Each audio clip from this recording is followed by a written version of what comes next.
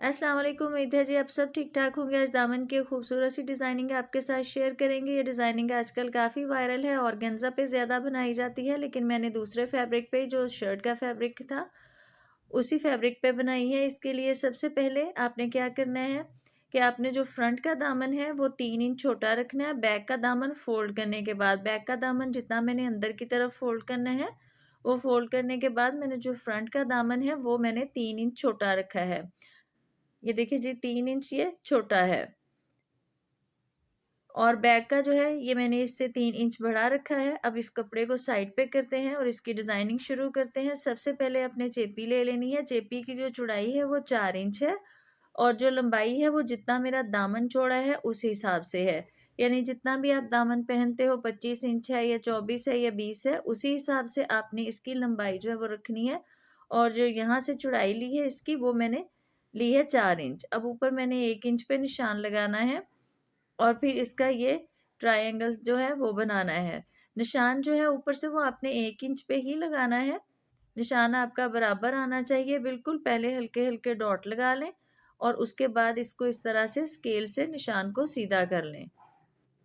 पहले डॉट लगा लेने और बाद में निशान को सीधा कर लेना है। दूसरी साइड से भी आपने सेम उतना ही कटिंग करना है, यानी 1-1 इंच जो है वो कटिंग करना है। अब इसकी कटिंग कर लेंगे इस तरह से तिरछी कटिंग करके दोनों साइड से। तो ये जो पट्टी है ये हम तैयार कर लेंगे। दोनों साइड से मैंने इसकी अब कटिंग कर ली है और ये पट्टी जो है ये मैंने अलग कर लेनी है। अब इसको मैंने कमीज़ का जो हमारा फ्रंट वाली साइड थी उसी साइड पे मैंने इसको चिपकाना है। जो फ्रंट वाली साइड थी कमीज़ की उसी साइड पे लगाना है आपने इसको। ये देखिए मैंने इसको बिल्कुल अपने दामन के हिसाब से कटिंग किया था। दरमियान में मैंने इसके जो है वो क्रीज़ बना ली है। निशान भी आपको लगा के दिखा दिया। दरमियान में आपकी नोक जो है वो वहीं पे आनी चाहिए जहाँ आपने क्रीज़ बनाई है, बिल्कुल दरमियान में। अब ये देखें ये बिल्कुल दामन के हिसाब से चूँकि मैंने कटिंग किया, अब इसको इस्त्री से चिपका लेंगे और फिर साइड से आधा-आधा इंच जो है वो छोड़ते हुए हम इसको कटिंग कर लेंगे और बाद में ये जो कपड़ा है इसको इस तरह से फ़ोल्ड करके तो अच्छी तरह से इस्त्री कर लेंगे। अच्छी तरह से इसको पहले फ़ोल्ड कर लेना है और फिर इसको इस्त्री कर लेना है। अब इसको साइड पे कर लेंगे। ये देखिए फ्रंट साइड इसकी इस तरह से आएगी। अब मैंने ये वाली जो फैब्रिक है ये लिया है, ये जो शर्ट का फैब्रिक है सेम उसी फैब्रिक का जो इसका ट्राउज़र फैब्रिक है उसी में से मैंने ये कपड़ा लिया है और मैंने इसको 8 इंच रखा है इस साइड से, यानी चौड़ाई की साइड से 8 इंच रखा है। और इस पट्टी की जो लंबाई है वो अपने दामन से डबल रखनी है हमने। यानी अगर आप 24 इंच पहनते हैं तो आपको उससे डबल इंच जो है वो इंचेस में लेना होगा और दामन को आपने डबल रखना है कपड़ा इसका। अब 1-1 इंच पे निशान लगाएंगे। ये डिज़ाइनिंग वैसे ज़्यादा ऑर्गेन्जा पे की जा रही है, लेकिन जो आम पहनने वाले कपड़े होते हैं उन पे ऑर्गेन्जा जो होता है वो ख़राब हो जाता है, इसीलिए मैं आपको जो फैब्रिक दूसरा है उस पे सिखा रही हूँ। तो अगर आप ऑर्गेन्जा पे सीखना चाहते हैं आप कमेंट्स कीजिएगा, मैं ऑर्गेन्जा पे भी बनाना सिखा दूँगी। अब ये देखें मैंने ऑपोजिट साइड का मैंने थ्रेड इसमें यूज़ किया है और ये पाँव का जो है निशान इस पे आपने नज़र रखनी है कि एक पाँव के फासले से ही आपने ये वाली जो सिलाइयाँ ये लगानी हैं। इस तरह से जो 1-1 इंच पे हमने लगाए हैं निशान, तमाम निशानों को इस तरह से फ़ोल्ड करते जाएँगे और सिलाइयाँ लगा लेंगे। अब ये देखें जी मैंने ये पैटर्न जो है अपना तैयार कर लिया है, सिलाइयाँ लगा ली हैं। ये बिल्कुल मेरे दामन के हिसाब से, जितना मेरे दामन की चौड़ाई है उस हिसाब से मैंने इसको पूरा कर लिया है। पहले आपने इसको पूरा कर लेना है कि ये आपके दामन के हिसाब से हो। अगर बीच में जोड़ लगाना पड़े तो फिर जोड़ लगा के कपड़े को भी आप आगे जो है वो सिलाइयाँ लगा सकते हैं। तो मैंने इसको बिल्कुल जितना मेरा दामन था उसी हिसाब से इसको मैंने पूरा कर लिया। मैं दामन ऊपर रख के इसका तो मेजरमेंट कर लूँगी। ये देखें मेजरमेंट करने के बाद ये बिल्कुल पूरा आया है। अब मैं दरमियान में इसके निशान लगा लूँगी। दरमियान में निशान आपने लगा लेना और साइडों से मैंने 3-3 इंच पे निशान लगाया है। साइडों से 3-3 इंच पे निशान लगाया और दरमियान में भी निशान लगा लेना है।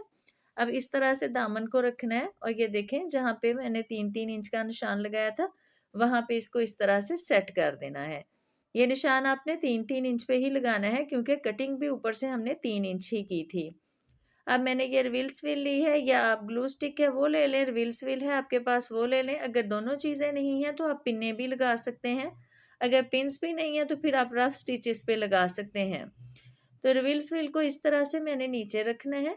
नीचे रखने के बाद ये देखें जी इस तरह सेट करना है और बाद में इसके ऊपर इस्त्री कर लेनी है। अच्छा, रिवील्स व्हील का ये फ़ायदा होता है कि जब हम इस्त्री से इसको चिपका लेते हैं तो बाद में एक ही सिलाई से हमारा सारा काम हो जाता है और काम भी नीट हो जाता है। बार-बार आपको जो कपड़ा है उसको उधेड़ना नहीं पड़ता, तंगी भी नहीं होती और हमारा टाइम भी काफ़ी बच जाता है।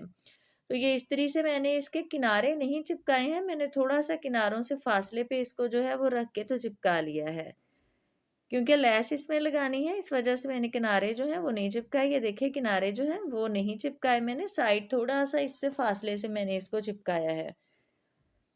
और ये किनारे जो हैं इन पे अब हमने ये वाली जो लैस है ये अटैच करनी है। लैस जो है ये शटर लैस मैंने इसमें इस्तेमाल करनी है। तो लैस का सीधा रुख जो है वो रखेंगे और यहाँ पे किनारे-किनारे सिलाई लगा लेंगे। अब एक ही सिलाई हमारी लगेगी और ये लैस भी हमारी लग जाएगी और दामन जो है वो भी हमारे कमीज़ के साथ जो हमने डिज़ाइनिंग की है वो फिक्स हो जाएगी।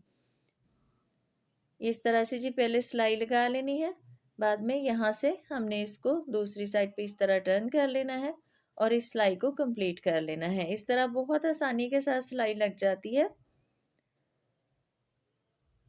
सिलाई लगाने के बाद जो एक्स्ट्रा लेस है उसकी कटिंग कर देंगे। अब यहाँ तक जो लेस है ये मैं लगा चुकी हूँ, ठीक है। लेस लगाने के बाद ये जो इसका बैक वाली साइड है ये इसको अगर आप चाहें तो ऐसे ही तुरपाई कर लें, अगर चाहें तो कटिंग करके तुरपाई कर लें। वैसे सीधी भी तुरपाई की जा सकती है या सिलाई अगर आप लगाना चाहते हैं तो सिलाई भी लगा लें। इस तरह से हमारी जो डिज़ाइनिंग हमने की थी वो वाली जो हमारा था चेपी वो भी इसके अंदर छुप जाएगी और धागे भी एक्स्ट्रा नहीं निकलेंगे। तो मैंने इसकी कटिंग करने के बाद इस पे सिलाई लगा ली है। ये देखिए यहाँ से इसको नीट कर लिया है। अच्छा, नीट करने के बाद अब दामन का जो है इसका नीचे वाली साइड वहाँ पे भी हम लेस लगाएंगे और लेस को लगाएंगे पलटा पट्टी के साथ। पलटा पट्टी सेम फैब्रिक की ही मैंने यूज़ की है, टिश्यू वगैरह की नहीं की, ना उसकी शिमोसिल की नहीं है ये पलटा पट्टी। सेम फैब्रिक की है, खद्दर के फैब्रिक की ही। तो लेस को इस तरह से हम उल्टा रखेंगे और पलटा पट्टी पे इस तरह से रख के तो सिलाई लगा लेंगे। इसको जब आप पलटाएंगे तो आपने इस पे सिलाई नहीं लगानी, तुरपाई ही करनी है क्योंकि हमने एक एक पैर के फासले से प्लेट डाले थे तो प्लेट हमारे ख़राब हो जाएंगे। अगर हम सिलाई लगाएंगे तो तुरपाई कर लेंगे। इस तरह से ये खूबसूरत से दामन की जो डिज़ाइनिंग है वो मुकम्मल हो गई है। उम्मीद है जी आपको वीडियो अच्छी लगी होगी। काइंडली वीडियो को पूरा देखिएगा। चैनल देखने के लिए बहुत शुक्रिया। अल्लाह हाफिज़।